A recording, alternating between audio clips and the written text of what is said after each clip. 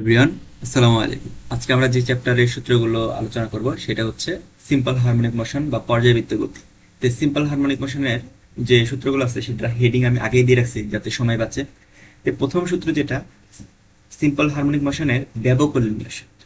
ব্যবকলনীয় equation কোনটা ছিল? ব্যবকলনীয় equation ছিল তোমার d square y by d t square plus omega square y equal to zero. এটাই ছিল ব্যবকলনীয় সমীকরণ। এটা কোথায় থেকে আসছে? এটা আসছে যে হুকের সূত্র এফ সমানুপাতিক মাইনাস এক্স, এটা থেকে আস্তে আস্তে আমরা এটা হচ্ছে ডিরাইভ করছি। তো ওই ডিরাইভ আজকে আমরা দেখাচ্ছি না, কারণ আমাদের এখানে শুধু সূত্রগুলো আলোচনা করবো। তারপরে এখানে কৌণিক কম্পাঙ্ক।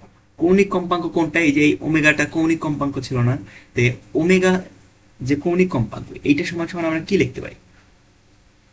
ওমেগা সমান সমান এই যে omega square equal to K by M ছিল। তো এইখান থেকে omega equal to root K by M লিখতে পারি, অথবা omega equal to two pi by T এটাও লিখতে পারি আমরা। তো এইখান থেকে আমরা হচ্ছে এই যে পর্যায়কালের এটা যদি এক পাশে নিয়ে আসি, পর্যায়কাল T equal to two pi root omega, না ওমেগার মান কি? এই যে এটা হবে রুট এম বাই কে। এটা উল্টে গেছে, কারণ কি দেখো এখানে ওমেগা ছিল, এই ওমেগাটা নিচে চলে আসছে, তাহলে এটা উল্টে যাবে না, তার জন্য T equal to two pi root M by K. এখন সাম্যাবস্থা থেকে গতি শুরু হইলে, গতির ক্ষেত্রে আমরা হচ্ছে গতির সমীকরণ সলভ করলে আমরা এই যে সাম্যাবস্থা থেকে যদি গতি শুরু হয় তাহলে Y equal to A sine omega T, এরকম পড়ছিলাম না? যেখানে এ হচ্ছে বিস্তার, বিস্তার তারপরে যে কোনো অবস্থাতে গতি ছিল, ওইটা তো সাম্যাবস্থা। তার মানে একটা যদি সরল দোলক এভাবে দুলতে থাকে, ধরো এদিক ওই দিক দুলতেছে, এটা তার সাম্যাবস্থা এখানে না? সাম্যাবস্থা থেকে এইখান থেকে যদি দোলা শুরু করে, মানে গতি শুরু যদি এইখান থেকে হয় তাইলে ওই সূত্র।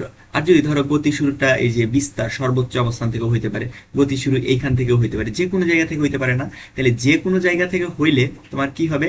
যে কোনো জায়গা থেকে যদি গতি শুরু হয় তখন সমীকরণটা হয়ে যাবে y equal to A sine omega t plus delta. এই ডেল্টাটা হচ্ছে আদি দশা, তার মানে এই যে এটা ছিল, এটা আদিতে এই যে কোন দশাতে ছিল সেই দশাটা তোমার এখানে শুধু বসাইতে হবে ওমেগা টির সাথে।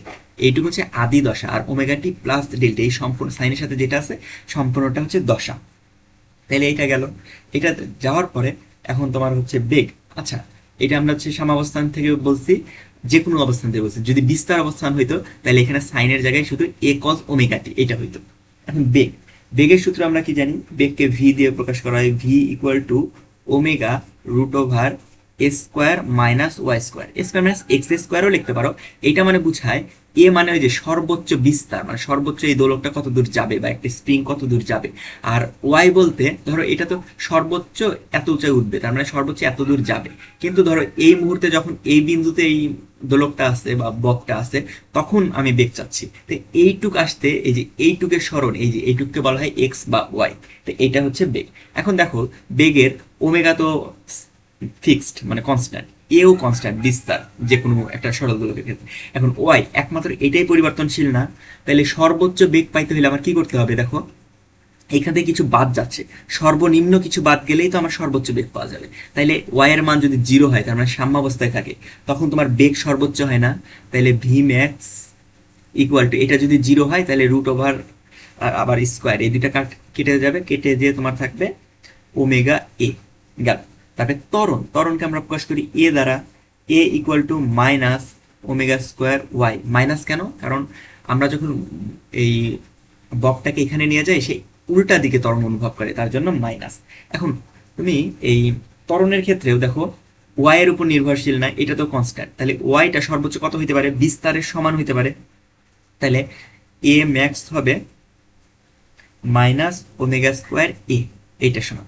এখন আরেকটা জিনিস লেখা আছে, উলম্ব তলে ভর ঝুলানো থাকলে স্প্রিং এর পর্যায়কালে, এটা হচ্ছে স্প্রিং এ, এটা হচ্ছে পর্যায়কাল। কি হবে দেখো, এইখানে ধরো একটা একটা হচ্ছে উলম্ব তল, এইখানে একটা স্প্রিং আছে, স্প্রিং এর সাথে এখানে একটা ভর ঝুলাই দিছে। ভর ঝুলাই দিলে কি হবে, স্প্রিংটা নিচের দিকে প্রসারিত হবে। তো নিচের দিকে প্রসারিত হইলে তখন এই স্প্রিংটা কি এরকম করে দুলতে থাকবে না, এই দোলনে এই স্প্রিং এর পর্যায়কাল কত হবে, সেটা হবে টি ইকুয়াল টু 2 পাই √E/g। ই কি, ই হচ্ছে এই যে কতটুক এই যে প্রসারিত হইল, ই বা এক্স দিয়েও লিখতে পারো। এটা হচ্ছে তোমার কি, ই মানে হচ্ছে দৈর্ঘ্য বৃদ্ধি, লিখে দিই দৈর্ঘ্য বৃদ্ধি। আমি ভাই আজকে সূত্রগুলো বেশি বুঝাচ্ছি না, কারণ তোমাদের সময় কম, আমি শুধু সূত্রগুলো তাড়াতাড়ি করে লিখে দিচ্ছি।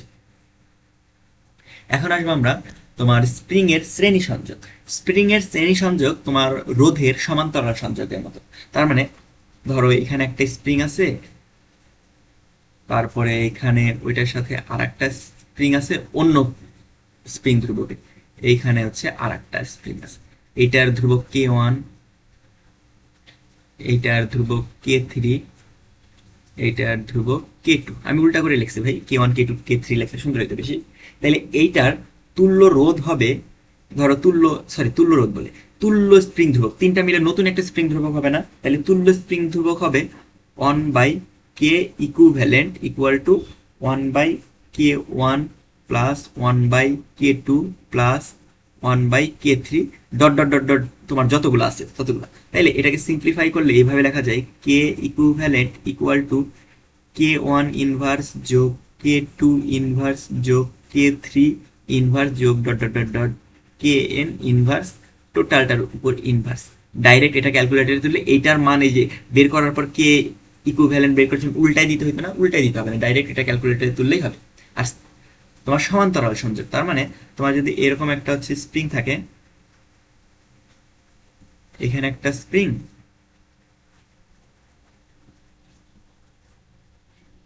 আর এখানে হচ্ছে আর একটা স্প্রিং আছে, দুইটা হচ্ছে, তাহলে এটা হচ্ছে K2 ধরলাম আর এটা K1।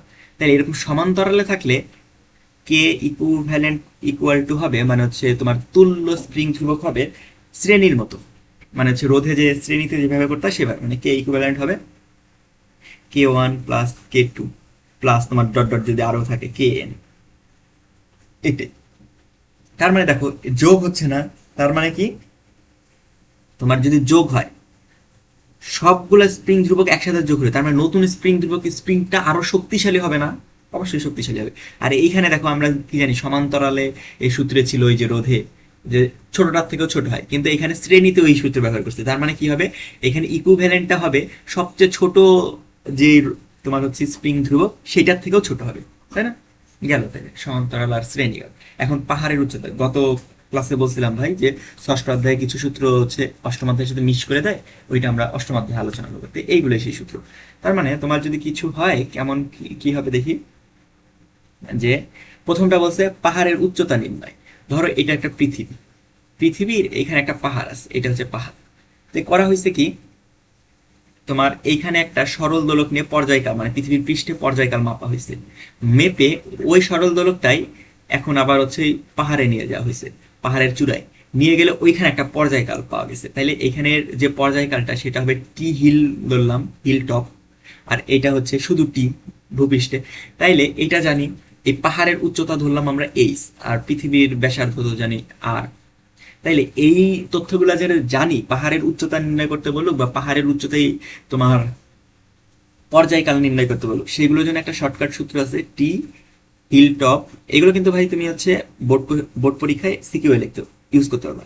ডিভাইডেড বাই টি, তার মানে পাহাড়ের চূড়ায় তোমার পর্যায়কাল ডিভাইডেড বাই পৃষ্ঠে চূড়ার, সরি মানে পৃথিবী পৃষ্ঠে পর্যায়কাল equal to R plus H, মানে হচ্ছে এই যে ব্যাসার্ধ যোগ কত উচ্চতায় আছে R plus H divided by R. তারপরে খাদের গভীরতা, এখন যদি তুমি কোনো কারণে এই পৃথিবী গর্ত করে পৃথিবীর নিচে ঢুকে আসলা, এটা তো আর পৃথিবীর এতখানি নিচে চলে আসলা, ধরলাম ডি পরিমাণ নিচে চলে আসলা, দিয়ে এইখানে তুমি হচ্ছে ওই যে সেম ভাবে সরল দোলক চালাইলা, আবার এইখানেও সরল দোলক চালাইতা, চালানোর কারণে এখানে টি পাইলা আর এটা হচ্ছে টি ডাউন পাইলা, এটা হচ্ছে ডি গভীরতা।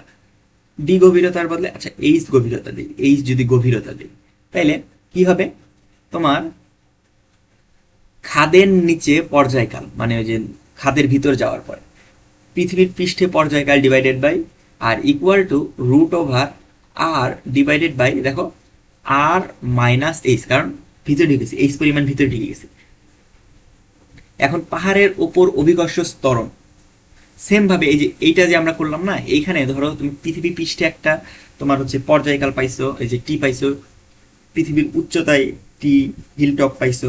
এখন এইখানে তুমি একটা হচ্ছে পৃথিবীর পৃষ্ঠে কি আমরা জানি জি এর মান পাবো, অভিকর্ষ ত্বরণ। আবার পাহাড়ের উচ্চতায় গেলে কি অভিকর্ষ ত্বরণের মান একটু কমবে। এই সব কিছু কম্বাইন করলে আর একটা সূত্র পাই আমরা, T hill top divided by T equal to root over G divided by G hill top. এই সূত্রগুলো দিয়ে তুমি দেখো, তুমি উচ্চতা বলো পর্যায়কাল বলো সবকিছু তুমি বের করতে পারবে। এটা ষষ্ঠ অধ্যায়ের ম্যাথের সাথে অনেক সময় আসে, অষ্টম অধ্যায়ের ম্যাথের সাথেও আসে। এটা দুইটা চ্যাপ্টার মিক্স করে আসে। তারপরে একটা জিনিস যায়, এবার হচ্ছে তোমার যে সরল দোলক ধীরে চলা বা দোলকেরা দ্রুত চলা। প্রথমেই লিখছি সরল দোলকের ধীরে চলা, তার মানে এখানে যদি একটা সরল দোলক থাকে, এ কি এই সরল দোলকটা এই পাশে যায় এবং আসে, সব মিলে 2 সেকেন্ড লাগে না। এখন যদি কোনো কারণে ও হচ্ছে 2 সেকেন্ডের বেশি সময় লাগে, তাইলে কি ওর আস্তে আস্তে চলতেছে, যার কারণে তো এই একটা হচ্ছে দোল দিতে তোমার পূর্ণ দোল দিতে হচ্ছে তোমার 2 সেকেন্ডের বেশি লাগতেছে, তাই না? তখন সেটাকে বলা হয় ধীরে চলা। তখন যদি ওইভাবে ধীরে চলে তাহলে সারা দিনে তোমার হচ্ছে পর্যায়কাল কি হবে, পর্যায়কাল কি রকম হবে, টি এর মান কেমন হবে, সেইটা আমরা বের করবো এখন। সেটাই সূত্র হচ্ছে এই যে টি প্রাইম মানে যদি ধীরে চলে, ধীরে চললে 2 গুণন 86,400, আমি পৃথিবীর ক্ষেত্রে দেখাচ্ছি, এটা যদি অন্য গ্রহ হইতো তাহলে অন্য গ্রহে এক দিন সমান সমান কতক্ষণ সেইটার সেকেন্ডে আমি প্রকাশ করতাম। তাহলে 2 × 86,400 divided by 86,400 minus x. X এর পরিচয় হচ্ছে দিনে, একদিনে যত সেকেন্ড ধীরে চলে, ধীরে চলে। আর ধীরে চললে মনে রাখবা পর্যায়কাল এই যে এটা অবশ্যই 2 সেকেন্ডের থেকে বেশি হবে। সরি একটু ভুল চিহ্ন দিয়ে ফেললাম। টি প্রাইমের মান হবে 2 সেকেন্ডের থেকে বেশি। এখন সেম জিনিস বললাম যে এই সরল দোলকটা দিনে দ্রুত চলে, দ্রুত চললে কি হবে, একই সূত্র 2 × 86,400 ডিভাইডেড বাই 86,400 প্লাস, দ্রুত চললে প্লাস বলবা, ধীরে চললে মাইনাস বলবা। এক্স, এক্স এর পরিচয় কি, দিনে যত সেকেন্ড দ্রুত চলে। দেখো দ্রুত চললে কি হবে, এইটা ধরে হচ্ছে না কি জানো তোমার ওই দোলকটা এইটুক যাওয়া আসা করতে 2 সেকেন্ড লাগার কথা, কিন্তু ও 1 সেকেন্ডে বা 1.5 সেকেন্ডে ও হচ্ছে যাওয়া আসা করে ফেলতেছে, তার মানে কি ও দ্রুত চলতেছে না। দ্রুত চললে কি হয়, দ্রুত চললে টি প্রাইমের মান অবশ্যই 2 সেকেন্ডের থেকে কম হবে, তার মানে 2 সেকেন্ডের থেকে কম হবে।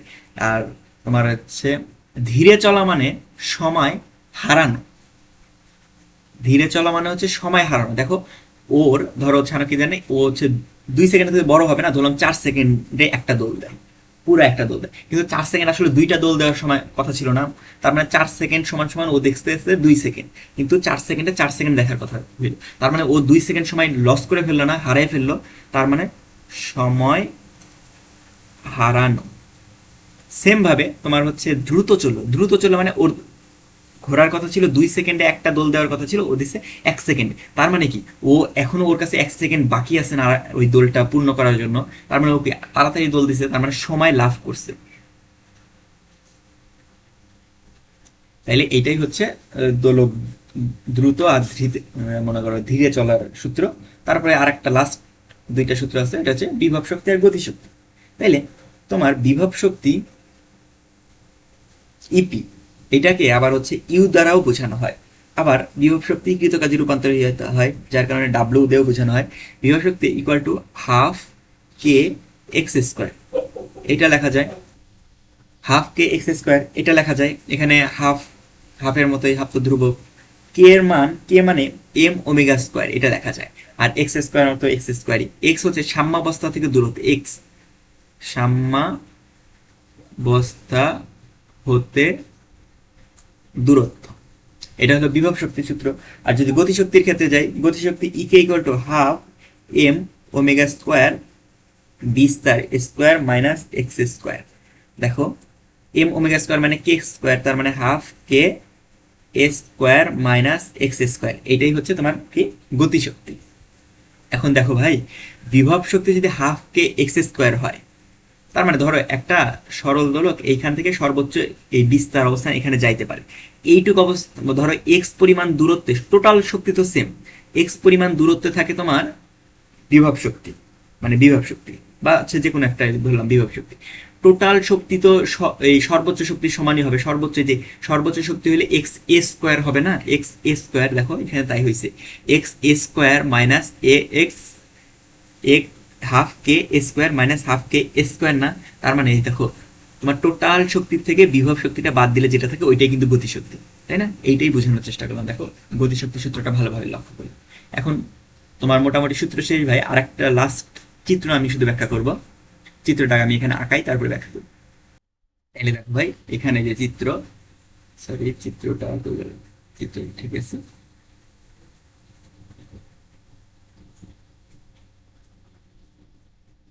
তাহলে চিত্রটা আমরা এখানে বুঝি। দেখো কি হয়েছে, এটা একটা সরল দোলক, সরল দোলকটা সর্বোচ্চ ধরো এটা বিস্তার অবস্থান পর্যন্ত যাইতে পারে, এই পাশেও যাইতে পারে এই পাশেও যাইতে পারে, আমি শুধু এক পাশে দেখাইছি, দুই পাশেই সেম কাজ হবে। তে এই সরল দোলকটা যখন সর্বোচ্চ বিস্তার অবস্থানে থাকবে, এইখানে টোটাল শক্তিটা হবে বিভব শক্তি ইপি, তার বিভব শক্তি যদি হয় তাহলে এখানে ম্যাক্সিমাম বিভব শক্তি হবে, ম্যাক্সিমাম বিভব শক্তি হলে হাফ কে স্কোয়ার হবে। এই বিন্দুতে বিভব শক্তি যেহেতু সর্বোচ্চ বা টোটাল শক্তিটাই বিভব শক্তি, তাহলে কোনো গতিশক্তি থাকবে না। গতিশক্তি যদি না থাকে তাহলে ই K equal to minimum, minimum মানে জিরো, সর্বনিম্ন। তাইলে এইখানে তোমার দেখো কতখানি স্মরণ হয়েছে, এক্স পরিমাণ, এক্স পরিমাণ স্মরণ মানে এর পরিমাণ না, বিস্তার পরিমাণই স্মরণ হয়েছে না। তাহলে দেখো এই বিন্দুতে সেটা থেমে যাবে, তারপর আবার এই বিন্দু থেকে ব্যাক যাওয়ার চেষ্টা করবে। তার মানে কি, এই বিন্দুতে কি হয়েছে, বেগ জিরো। তারপরে এইখানে যদি বেগ জিরো হয়, দেখো এখানে বেগ জিরো কিন্তু এই বকটা আগের অবস্থানে ফিরতে যাচ্ছে পূর্ণ শক্তি দিয়ে, তাই না? তাইলে সব তোমার এইখানে গতির পরিবর্তন সর্বোচ্চ, গতির পরিবর্তনকে কি বলা হয়, ত্বরণ বলা হয়। তাহলে A max equal to minus omega square এ।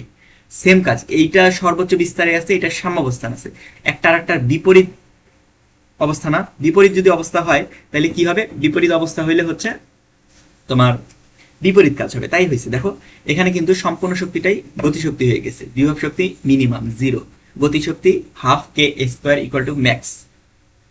আর এখানে বিস্তার কত, সরি স্মরণ কত হয়েছে, দেখো সাম্যাবস্থানেই যদি থাকে, এখান থেকেই তো স্মরণ হিসাব করা হয়, এখান থেকে আশেপাশে সরছে সরে নাই, তাহলে স্মরণ জিরো, তাহলে ভি ম্যাক্স মানে সর্বোচ্চ বেগ কিন্তু এখানে হবে। দেখো এখান থেকে যখন ছুটে যায় তোমার বেগ জিরো ছিল, এইখান থেকে আসে এইখানে সর্বোচ্চ বেগ প্রাপ্ত হয়, তারপর আবার আস্তে আস্তে বেগ কমতে কমতে এই পাশে এসে জিরো হয়ে যায় বেগ।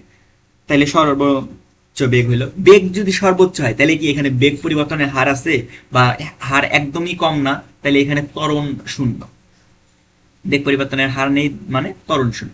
তাইলে এইটুকুই ছিল ভাই তোমার এই চ্যাপ্টারের সূত্রগুলো। আশা করি সবার উপকারে আসছে। তোমাদের যদি ভিডিওগুলো ভালো লাগে তাহলে তোমরা লাইক করতে পারো। তোমাদের কি ধরনের ভিডিও লাগবে বা কোন টপিকের উপর ভিডিও লাগবে সেটা তোমরা কমেন্টের মাধ্যমে জানাই দিতে পারো, সাথে জানাইতে পারো যে তোমরা বুঝতে পারতেছো কিনা, বা কিভাবে বুঝাইলে আরো ভালো বুঝতে পারবা, কোন চ্যাপ্টারের সূত্র বা হচ্ছে টপিকের বেসিক ভিডিও লাগবে নাকি, এরকম কিছু তোমরা আমাকে জানাইতে পারো।